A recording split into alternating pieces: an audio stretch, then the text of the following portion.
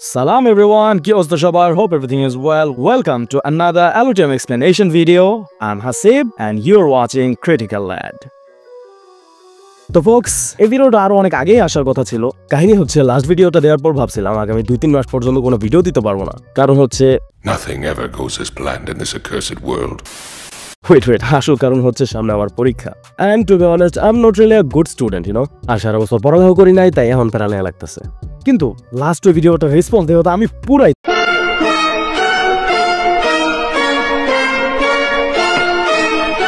পরে কই ফাক এক্সাম জো হোগা দেখা যায়গা, আগে ভিডিও বানাই লই। শিট, এক্সাইটমেন্টের ঠেলায় তো বলে ফেলছে ফাক এক্সাম, কিন্তু সময় হলে তো পরীক্ষা আমার। Shame.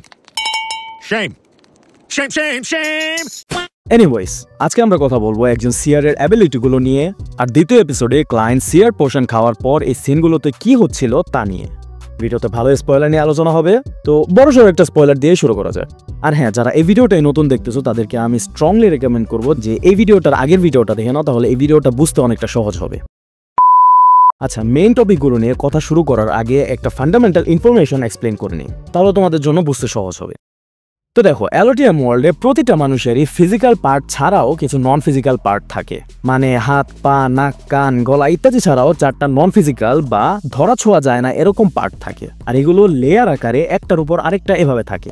সবার নিচে যে লেয়ারটা থাকে সেটাকে বলা হয় স্পিরিট বডি বা স্পিরিচুয়ালিটি। এটাকে একদম একটা প্রাণীর কোর কম্পোনেন্ট বলতে পারো, যেটা মানুষ সহ প্রতিটা জীবজন্তুর ভিতরেই থাকে। যেহেতু এটা একটা বডি পার্ট, নন ফিজিক্যালি হোক না কেন, এটা তো অবশ্যই কোনো না কোনো কাজ থাকবে, তাই না? তো এই স্পিরিট বডির কাজটা একদম সিম্পল ভাষায় বুঝে নাও যে এটা সাধারণত কোনো সুপার ন্যাচুরাল অ্যাক্টিভিটি করতে ফিউল হিসাবে কাজ করে।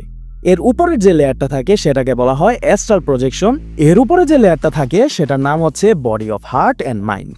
এই দুটো আপাতত ইম্পর্টেন্ট না, তাই এগুলো এক্সপ্লেন করে তোমার মাথা খেয়ে লাভ নাই। নেক্সট আর সর্বশেষ যে লেয়ারটা থাকে সেটাকে বলা হয় ইথার বডি। এটা সবচেয়ে উপরের লেয়ার হওয়ার কারণে বাকিগুলোর চেয়ে একটু বেশি ডিটেইলড।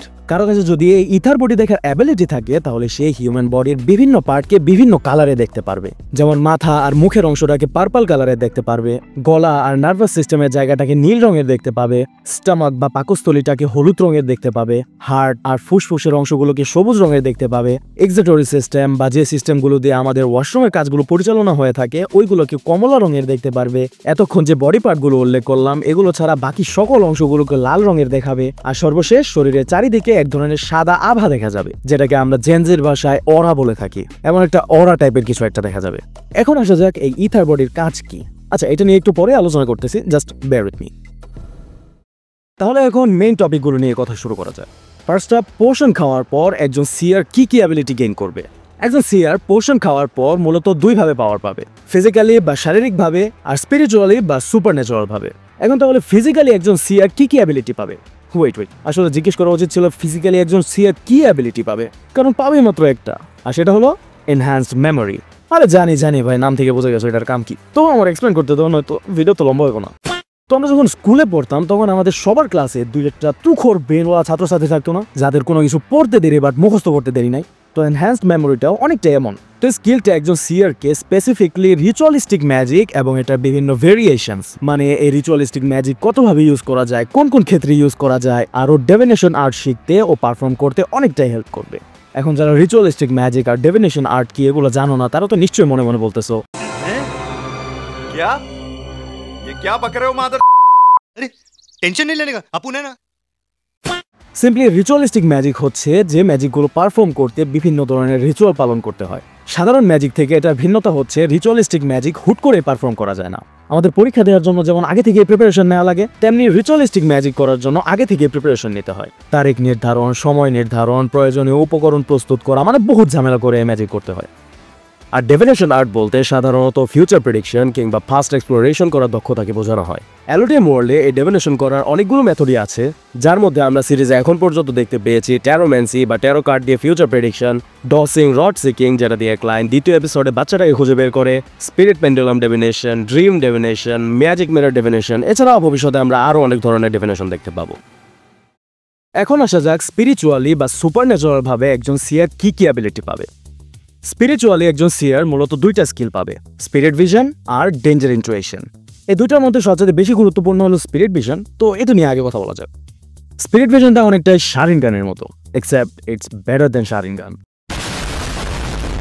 একটু আগে যখন ইথার বডি নিয়ে আলোচনা করতেছিলাম তখন একটা কথা বলেছিলাম, মনে আছে?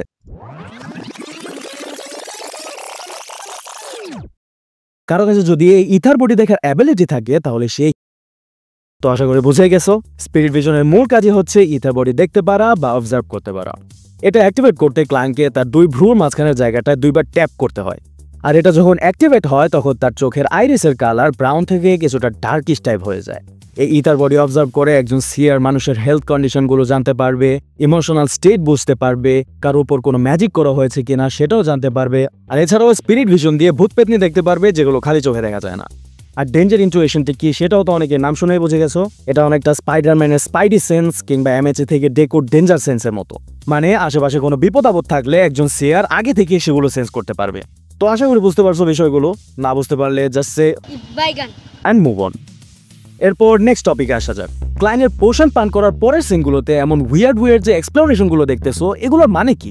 ওয়েল, ওয়েব নভেল আর মানওয়া অনুসারে এটা হচ্ছে কোজিটেশনের effect. Now what the fuck is cogitation, right? কোজিটেশনের সাধারণ অর্থ তো হচ্ছে ধ্যান ধরা, কিন্তু এখানে শুধু ধ্যান ধরা বোঝাচ্ছে না। তো দেখো, ভিডিওর শুরু থেকে আমি একটা কথা বলেছিলাম, মনে আছে? যে প্রতিটা পার্সনেরই নন ফিজিক্যাল 4টা পার্ট থাকে। সেখানে প্রথম পার্ট বা লেয়ারটার নামই ছিল স্পিরিট বডি বা স্পিরিচুয়ালিটি। তো ক্লায়েন্ট পোষণ পান করার পর তার ওই স্পিরিচুয়ালিটি বা স্পিরিট বডিতে চেঞ্জেস আসা শুরু করে। এখন হঠাৎ এই পরিবর্তনের কারণে ডংহোয়া অনুসারে ক্লায়েন্টের স্পিরিচুয়ালিটি লিক হতে থাকে, মানে ক্লায়েন্ট তার স্পিরিচুয়ালিটি কন্ট্রোল করতে অনেকটা হিমশিম খেতে থাকে, যার কারণে ওর নেল তাকে বারবার বলতে থাকে control your spirituality, control your spirituality. পাশাপাশি কিভাবে কন্ট্রোল করতে হবে সেটাও বলতে থাকেন। তিনি বলেন মনের সব চিন্তা বাদ দিয়ে এমন একটা বস্তুর দিকে ফোকাস করতে যেটা এই দুনিয়াতে অনেক কমন। তো ক্লায়েন্ট এটা খুব সহজেই করে ফেলে, সে একটা হ্যাট ইমাজিন করে সেটার দিকে ফোকাস করে। নেক্সট ওল্ড নীল বলেন এবার একই সাথে এমন আরেকটা বস্তু চিন্তা করো যেটা এই দুনিয়াতে এক্সিস্টই করে না, মানে তাকে এমন দুটো অবজেক্ট ইমাজিন করতে বলতেছে যেখানে একটা এই ওয়ার্ল্ডে অনেক কমন আর একটা এক্সিস্টই করে না। তো ক্লায়েন্ট সেকেন্ড অবজেক্ট ইমাজিন করতে গিয়ে থতমত খেয়ে যায়। ও প্রথমে একটা মিসাইল ইমাজিন করে, কিন্তু লাভ হয় না কোনো, তার ফোকাস ভেঙে যায়। পরে সে গাড়ি, বাস, প্লেন, এটা কি জানি না, great wall of China, astronaut, এগুলো ইমাজিন করতে থাকে, কিন্তু অ্যাগেইন কোনো লাভ হয় না। শেষমেশ একটা লাইট স্ফিয়ার বা একটা লাইট বল ইমাজিন করার পর ক্লায়েন্ট তার স্পিরিচুয়ালিটি কন্ট্রোলে নিয়ে আসে। তো বোঝা যায় এতক্ষণ ওল্ড নেল ক্লায়েন্টকে যা যা করতে বললো সেগুলোই হলো কোজিটেশন। এখন তোমরা প্রশ্ন করতে পারো, দ্বিতীয়বার ক্লায়েন্ট যে অবজেক্টগুলো ইমাজিন করতেছিল সেগুলো তো আসলেই দুনিয়ার বাহিরের বস্তু, তাহলে সে সাকসেসফুল হতে পারলো না কেন? ওয়েল, এই প্রশ্নের উত্তর দিতে গেলে অ্যালোটিয়ামের সবচাইতে বড় স্ক্যান্ডাল ফাঁস হয়ে যাবে। আর আমি কোনো টেলিগ্রাম গ্রুপ চালাই না যে কোনো কিছু স্ক্যান্ডাল ফাঁস করে দিব। আর যারা নোবেল শেষ করে বসে আছো তোমাদেরকেও বলতেছি তোমরা কমেন্ট সেকশনে স্ক্যান্ডাল ফাঁস করতে চাও না। তো ফোকস, দিস ইজ ইট। আমি সবগুলো বিষয় তোমাদের ভালোভাবে এক্সপ্লেন করতে পারছি। ভিডিওটা ভালো লাগলে তো জানোই কি করতে হবে, না জানলেও সমস্যা নাই, মনে করে দিচ্ছি। লাইক ও শেয়ার ঠক দিজিए महाकाल का दबा के लाइक और शेयर ठोक दीजिए। আর যদি অলরেডি করে থাকো তাহলে thanks, love you forever. So yeah, thank you for watching. Stay tuned. Aloha.